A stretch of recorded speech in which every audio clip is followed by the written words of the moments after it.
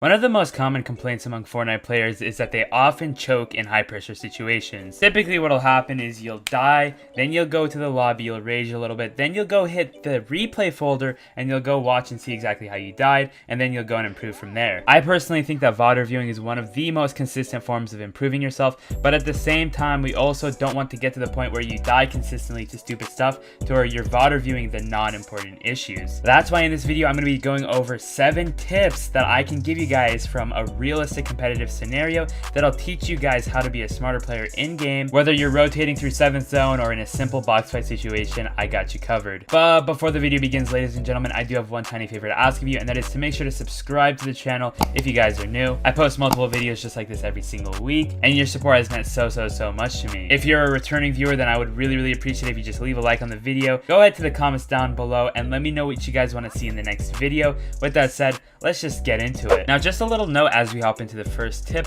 I am experimenting with a new type of video which kind of blends in the content from my stream and also the tips that you guys so desire. So the way I'm going to do this video is I'm going to show a gameplay of me getting a high kill scrim win, and I'm also going to be stopping periodically to point out different things that I do that you must implement to your game if you want to be a consistent winner. Think of something like if Cypher PK had a love child with Jarian. That's what I'm trying to do in this video. And actually, you know what, scratch that metaphor. It wasn't the best one in the book, Hindog. Alright, let's just switch to the gameplay. Alrighty, gentlemen, so right when you drop in, obviously you guys are going to want to get some good loot first and foremost, so hopefully you guys have a good spot picked out. But regardless, we're going to actually get into an early game altercation very quickly here, and it involves me having much severely lower loot than my opponent. He has a charged shotgun and an SMG. I only have a big pot and a hunting rifle. We kind of got shafted here, but we did have to work with what we can, and this is my tip to you guys, is to always think outside of the box when you are understacked.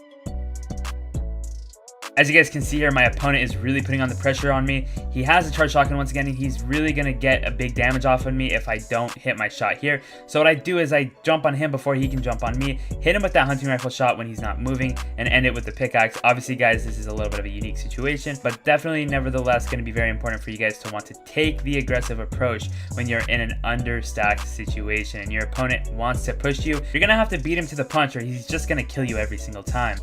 Oh my God, you got the guac done. You got the guac done. Oh my God.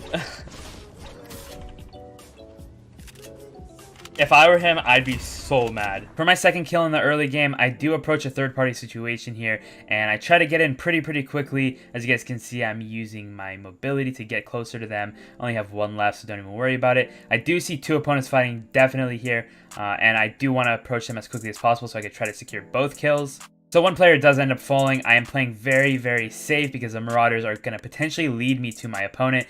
Unfortunately, they aren't able to do that, but instead I keep the high ground, and this is very important, gentlemen. You want to keep the high ground in these situations because if your opponent takes the high ground from you, then you lose a lot of your advantage, especially with the Marauders in play. If the Marauders end up sort of shooting you, they're basically going to be 3v1ing, 4v1ing, or even 5v1ing you with your opponent in play. So we push on to the mid game, and keep in mind, gentlemen, that this is a scrim, which means that after your spawn engagement, you are not allowed to fight until the 3rd zone rule, which means that we're not going to be talking particularly about the rotations in the early to mid game, but instead we're going to be focusing on positions in the early game, and of course we're going to take a look at those late game rotates as well here in just a second. Anyways, I was able to pick whatever spot in zone that I wanted to go to, again, zone rules and such. So see that I decided to pick a center spot in zone.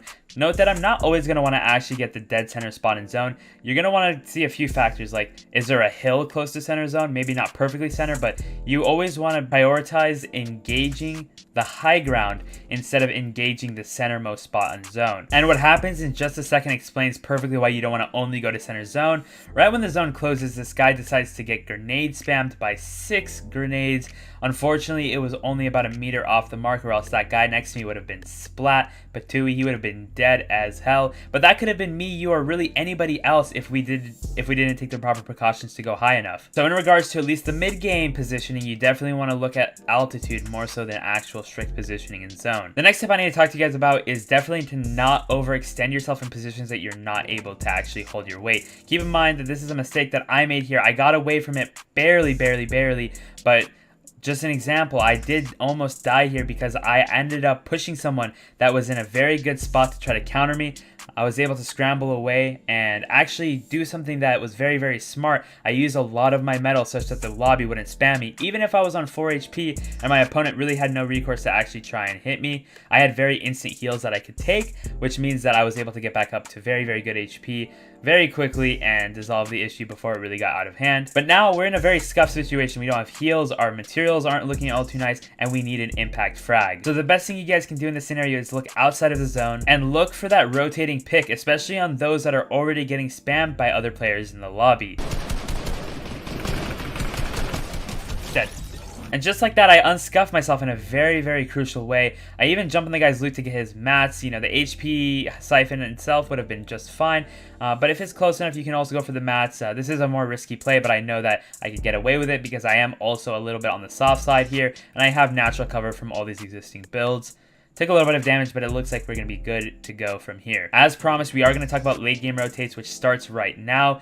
The biggest tip I'm going to offer you guys is to use existing builds as you see right here. I'm trying to use the builds ahead of me, which is the opponent's pre-built structures. You see that my opponent has already left, so that means I could use his box and any future boxes he makes as my own leverage to actually rotate into zone without having to use a single build of my own. I stick under other builds, and if someone wants to edit down on me, I can easily build my way away from that situation. As you guys see, when I heard movement, I heard footsteps, I ended up one by winning myself in instant time. Only took a little bit of damage, but again, the mats that you're saving is going to save you in the long run. But we aren't fully in zone, so I decide after taking a little breather and waiting for the waters to settle a little bit, I end up making my way into zone. I'm willing to overbuild in wood because this is the most easily breakable build, and I know that I'm not going to really need to use it for actually building structures, so I want to use wood when I can. I use it to ramp rush over the guy that's shooting me, and he's close enough to me such that he can't really do much about that, and I get the prime positioning in zone. And now, once again, I look for the pick in zone. Unfortunately, I don't get any picks, but you can see that I have this rinse and recycle process where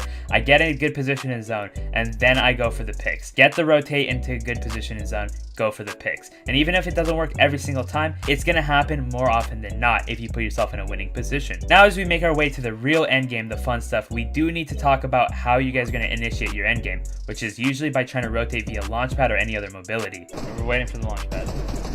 If you've properly positioned yourself on the high ground, you could usually just look down and find one of your opponents using a launchpad and recycle it. In this situation, I did also have 2 launchpads I could have just used if I didn't find one. Maybe it was worth to use my own launchpad because I had lost 30 HP from actually taking the recycled launchpad, but at the end of the day, it was still a trade-off that I decided to make, and it's not terribly going to affect me in the long run no matter what. As we are now fully in the end game, I need you guys to keep up with me because these tips are going to be shot at you very quickly, and you guys are going to need to have a solid mastery of them to actually be able to implement them on your own. First things first, notice how at all costs I try to stay at least somewhat in front of zone. The moment you get your back caught to the back of zone is the moment that you guys are about to fail. Second, notice how I become incredibly more aggressive and try to go for an impact frag before I have absolutely 0 builds. I get an impact frag here and I had 10 builds left, so meaning that if I didn't get the kill, I could still try to potentially make something happen. Keep in mind, if you have absolutely no builds, how are you going to get an impact frag to keep you going in the game? Thus, you need to go for an impact play when you still have the resources that'll allow you to do that. Now I'm going back to the fundamentals, rotating and trying to get back to the front of zone position.